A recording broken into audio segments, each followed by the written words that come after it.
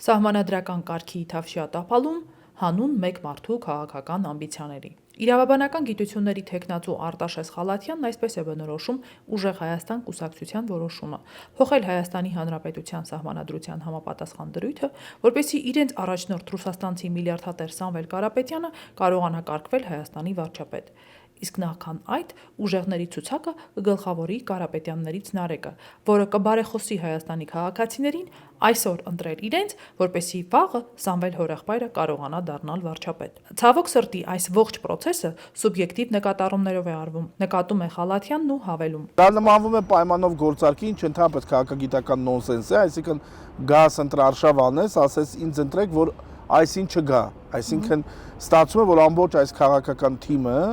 իր առաջին համարի գլխավորությամբ, ներկայիս ֆորմալ առաջին համարի, փաստորեն աշխատում է քվե բերել երրորդ անձի համար։ Դա մոտապես նման է այն իրավիճակին, երբ Կարեն Կարապետյանը Սերժ Սարգսյանի համար էր քվե հավաքում 2017 թվականին։ Նման մի իրավիճակի հետ մենք գործ ունենք, երբ փաստացի Կարեն Կարապետյանը իր քվեները նվիրեց Սերժ Սարգսյանին։ Հիմա մոտապես նույն օպերացիան են ցանկանում իրականացնել, բայց կարծում եմ ստարտային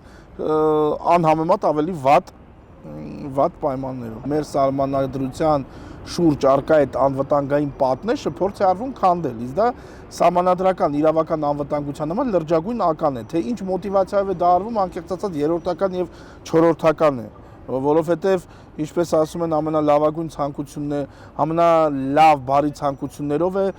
հա,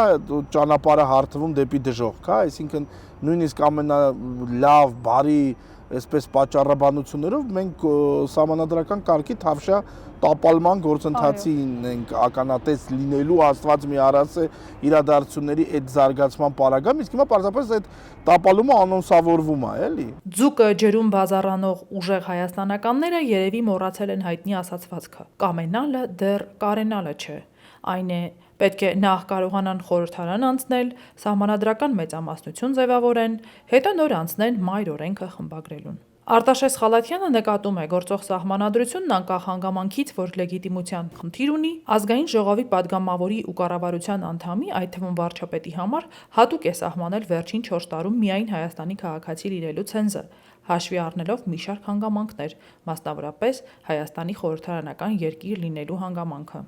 Ընդհանուր առմամբ խորհրդարանական կառավարման ձևի պայմաններում ուրեմն խորհրդարանը եւ կառավարող մեծամասնությունը ըստ էության մեկ օրգանական միասնություն են կազմում եւ հիմքում ըստ էության դրված է այդ ցենզի այն գաղափարը, որ վարչապետը եւ կառավարության անդամը պետք է ունենան պետք է համապատասխանեն այն նույն պահանջներին, ինչ որ ազգային ժողովի падգամավորը։ Այսինքն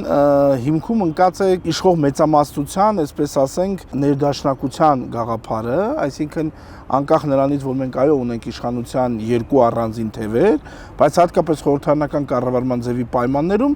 վերահսկողության գործառույթը բոլոր դեպքերում իրականացնում է ընդդիմությունը, իսկ խորհրդարանական մեծամասնությունը կառավարության հետ կազմում է ըստ էության մեկ օրգանական միասնություն։ Հիմքում դա է, այսինքն խախտել այս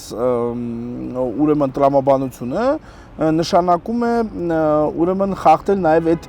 ներդաշնակության գաղափարը եւ եթե այս պարագայում մենք ունենք հստակ հիմնավորում ցենզի ընտրության, այս մի պարագայում պարզապես լինում է սուբյեկտիվ նկատառումներով ինչ որ անձնական ուրեմն նպատակներով, հա, ցենզի չեղարկում, հա, կամ ուրեմն շեմի իջեցում, որը իր տակ որևէ ինստիտուցիոնալ հիմնավորում չունենալու, ավելին ստացվում է, որ կառավարության անդամի վարչապետի համար ավելի նվազ չափանիշներ են սահմանվում, քան խորհրդարանի անդամի падգամավորի, ինչը իրականում հակասում է նաև իշխանության թևերի, այսպես հավասարության, հա, գաղափարին եւ հավասար սահմանադրական պատասխանատվության գաղափարին, եթե կուզեք, այսինքն ստացվում է, որ կառավարության անդամ կարող է դառնալ Հայաստանի Հանրապետության ինստիտուցիոնալ իրականության հետ ավելի նվազ կապված մարդ, քան ազգային ժողովի падգամավոր։ Խալաթյանը նշում է նաև, որ գործող սահմանադրության խութերից մեկն էլ այն է, որ դրանում հստակ պահանջ չկա առ այն, որ վարչապետի թեկնածուն պարտադիր պետք է ներառված լինի ընտրություններին հայտ ներկայացրած քաղաքական ուժի ընտրական ցուցակում եւ կամ լինել ազգային ժողովի պատգամավոր։ Այս բացի հետևանքով էլ կարող ենք բախվել մի իրավիճակի, երբ ցանկացած անձ, ով բավարարում է ազգային ժողովի պատգամավորին առաջադրվող պահանջները, կարող է իշխող մեծամասնության կողմից առաջադրվել վարչապետ, ինչը չափազանց խնդրահարույց է։